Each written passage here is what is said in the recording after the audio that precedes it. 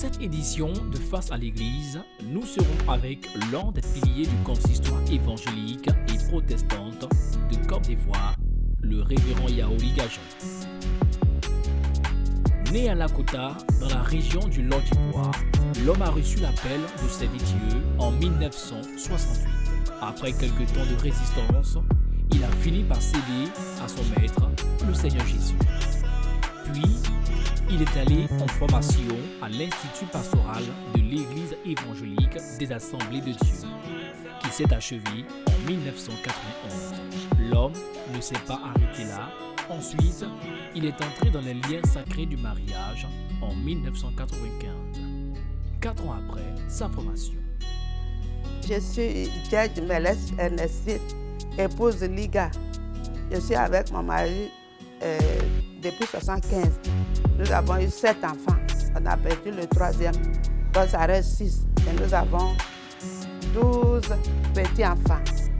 Voilà, par la grâce de Dieu, en tout cas, on a évolué un peu comme ça. Et Dieu nous a aidés.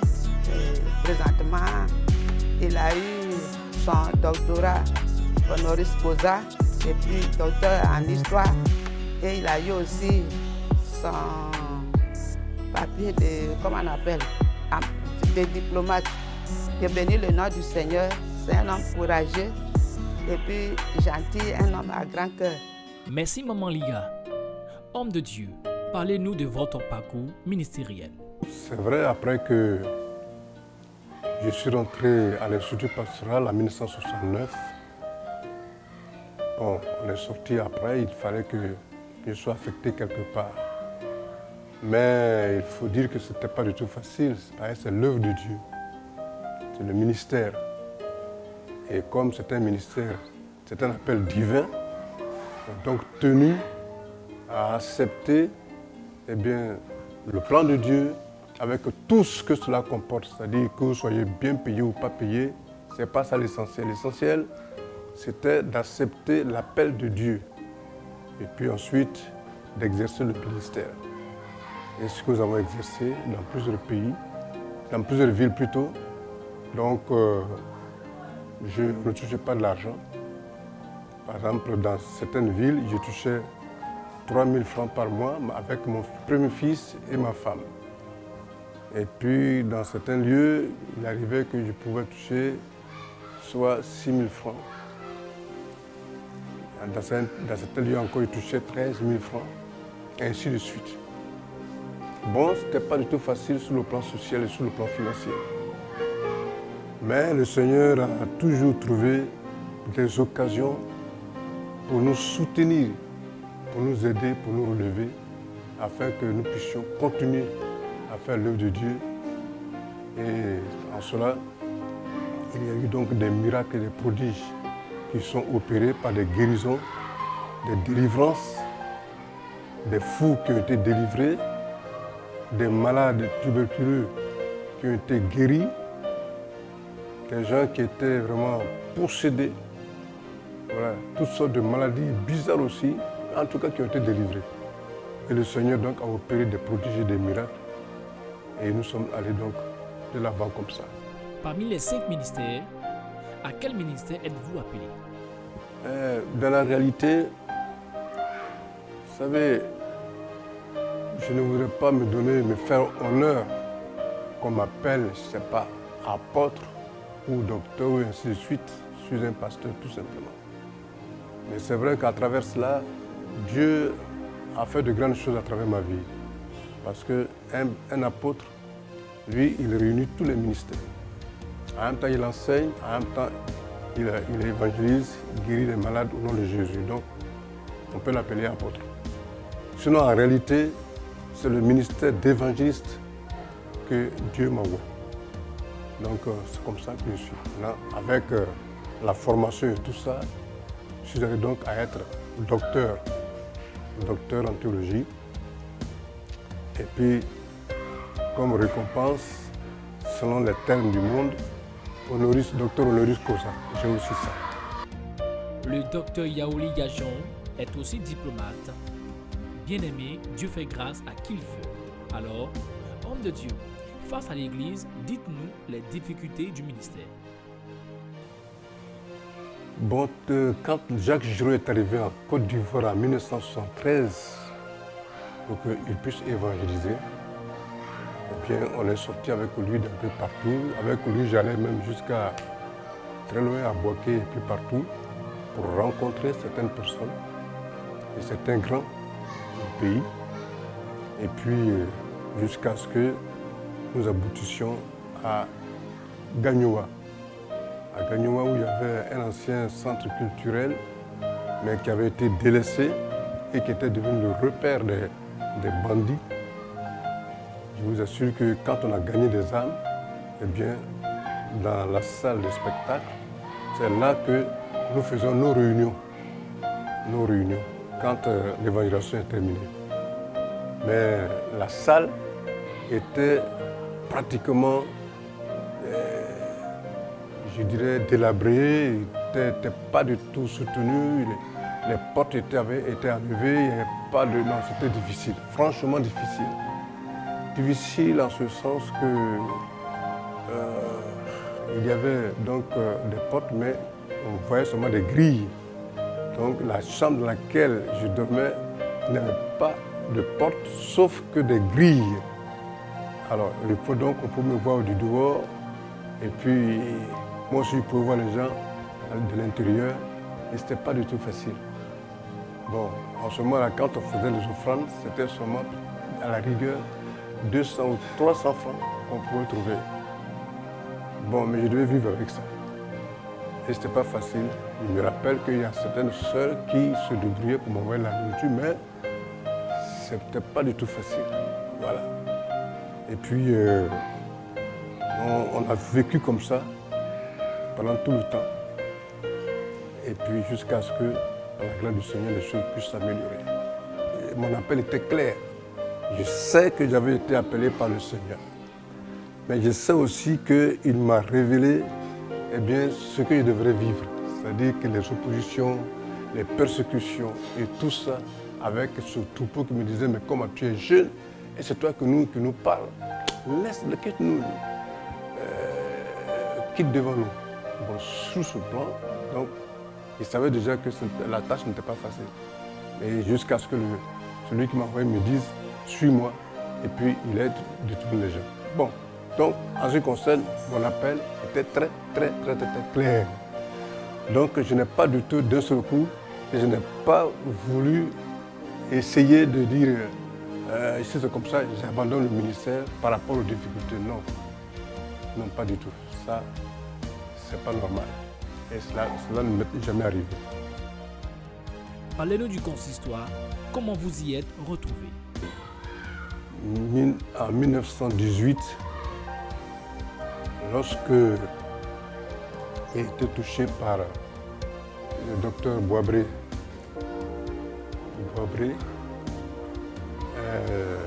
j'oublie l'autre nom,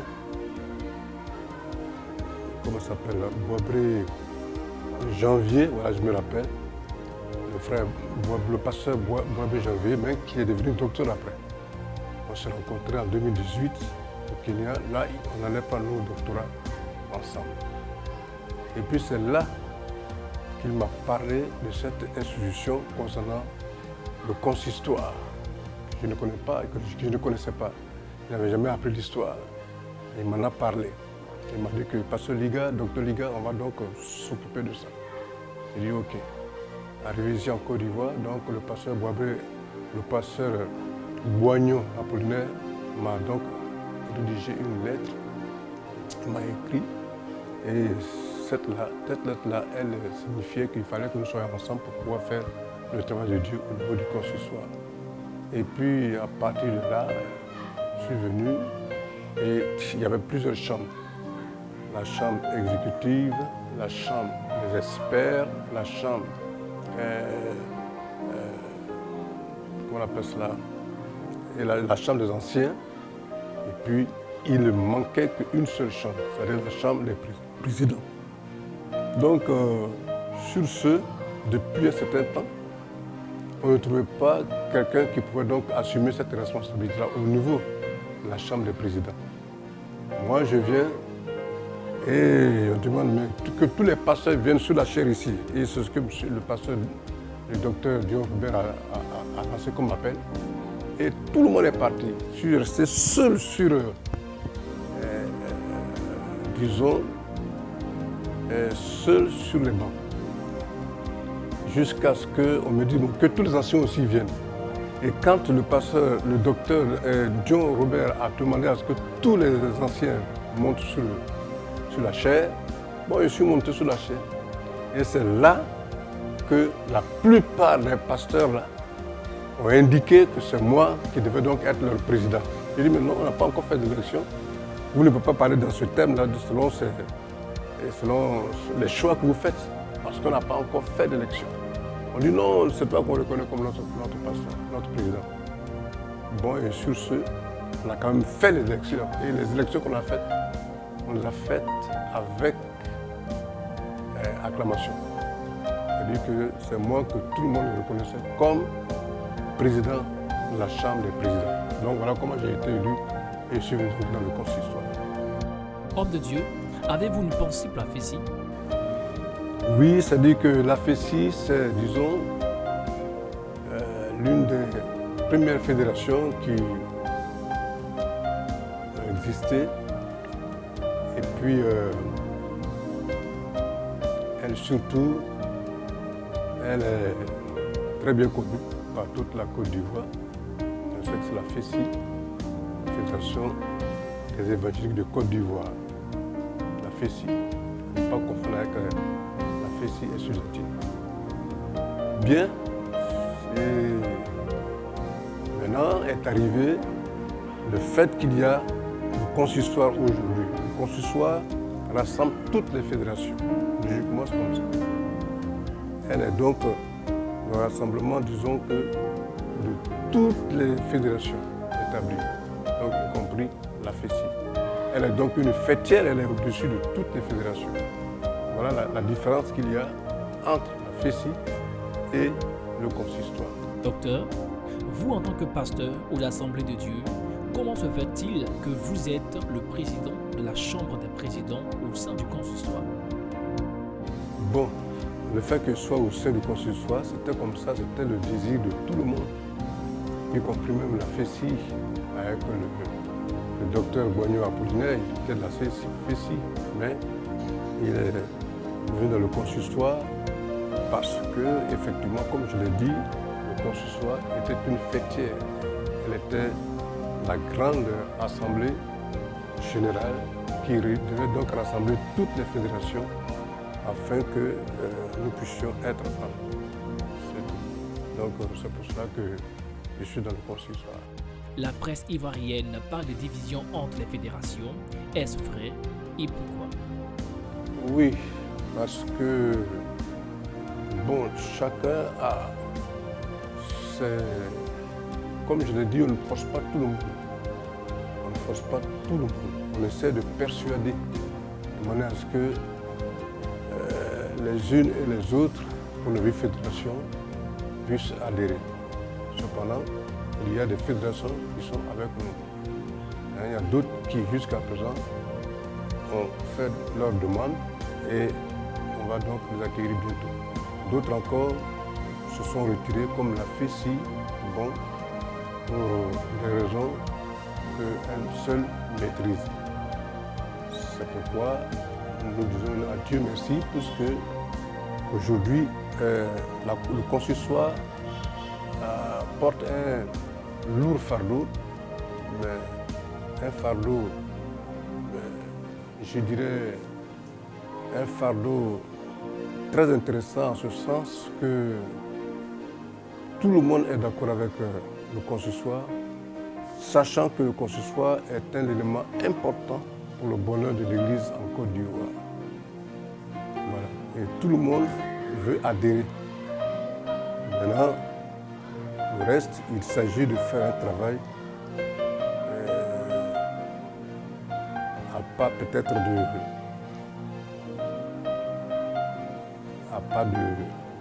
apparemment je dirais à pas de tortue, mais avec le temps, nous allons aller très loin et nous allons devenir très grands. Oui, parce que c'est comme ça. Et pour dire qu'aujourd'hui, il y a une séparation, une difficulté. Non, il n'y a pas de difficulté. Il n'y a pas, actuellement, nous avons essayé de parsemer, nous avons fait des courses un peu partout dans toutes les villes de Côte d'Ivoire. Et puis, il y a ce qu'on appelle les fédérations elles-mêmes. Donc, le consortium est composé des fédérations. Elle est composée aussi des collectifs, des passeurs qui ne sont pas dans la fédération, mais qui cherchent à être là, qui cherchent à former leur fédération. Et puis, on a essayé de choisir des responsables dans la Côte d'Ivoire, des présidents qui vont donc diriger ces groupes-là, ceux qu'on peut rencontrer et qu'ensemble on puisse faire le travail de Dieu. Donc, c'est un travail de longue haleine et elle a besoin d'un effort, de gros efforts de notre part pour qu'on puisse aller de l'avant sous l'aide du Saint-Esprit de Jésus de Nazareth. Donc, ce n'est pas fini, hein. C'est un travail qui continue et puis qui prend de l'ampleur au fur et à mesure que le temps passe. Donc, nous disons à Dieu, merci beaucoup. Merci Papa Liga. Merci Seigneur. Alors maman, avez-vous une petite anecdote? Une petite anecdote, bon, on avait nos enfants, disons que quand j'avais pris la grossesse du dernier, moi je voulais une fille, lui voulait un garçon. Bon, et puis, personnellement, j'ai prié. Et quand j'ai pris au fond de moi-même, il y a une voix qui me dit que c'est un garçon que je vais faire. Et puis bon, maintenant c'est le jour que j'étais, comment on appelle, j'étais en travail maintenant, que lui il a commencé à prier. J'ai dit, ah mais ça là, Dieu a déjà, ce qui devait se faire, c'est ce qui s'est fait. Le dernier moment là, ça n'a pas de sens. Bon, à la fin, en fin de compte, on a eu un garçon. Mais moi aussi, j'ai accepté ce que le Seigneur nous a donné. Et puis, j'étais très contente de mon bébé. C'était un beau garçon et il ressemblait même quand on parle. Partout où je passe, on dit l'enfant est joli, tout ça là. Et je bénis le nom du Seigneur. En tout cas, tous nos enfants sont jolis. Et nous sommes contents d'eux, on est fiers d'eux. Nous sommes à la fin de l'émission Homme de Dieu. Avez-vous une pensée à l'endroit de l'Église? Oui, j'ai une pensée pour les chrétiens. Franchement, moi, ma pensée, c'est qu'ils doivent savoir que en toute chose, il faut la justice. Parce que dans Michée chapitre 6, la parole de Dieu le dit clairement, ô homme, je t'ai fait connaître ce que tu dois savoir. Voilà, on t'a dit tout ce qui était bien. Tout ce qui est bien, on te l'a dit. Ô homme. Et ce que je voudrais savoir, c'est que je te dis aujourd'hui que tu dois apprendre à marcher dans la justice. Tu dois apprendre à marcher dans la miséricorde. Tu dois apprendre à marcher humblement avec ton Dieu. Et si le prophète Michée a pu dire ça, ça dit que cela révèle le caractère même du chrétien. Et le caractère du chrétien, c'est de savoir marcher dans la justice, dans la miséricorde et dans l'humilité. Or, ce qui est juste, c'est ce qu'il faut faire. On ne doit pas provoquer quelqu'un parce qu'on ne l'aime pas. On ne doit pas provoquer quelqu'un parce qu'on est jaloux de lui. Non. Il faut la justice selon Dieu. Et Dieu aime ça. Il faut aussi la miséricorde.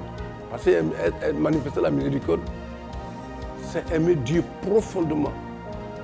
Et comprendre aussi les gens qui sont dans des situations difficiles, qui sont dans des situations compliquées, dans des situations pénibles. Et toi, tu es appelé à manifester un acte de miséricorde en leur faveur. Parce que tu aimes profondément Dieu, Et comme Dieu, il est profond dans l'amour, alors il se met toujours à la part de celui qui a péché, celui qui souffre et celui qui peine. Donc il le comprend et il lui fait miséricorde. Toi aussi, pareillement, tu dois aussi faire miséricorde à celui qui souffre, à celui qui traverse des moments difficiles, à celui même qui t'a choqué. Et puis maintenant, marcher humblement avec ton Dieu. L'humilité, c'est la première vertu que Dieu a besoin dans un chrétien. La première des vertus.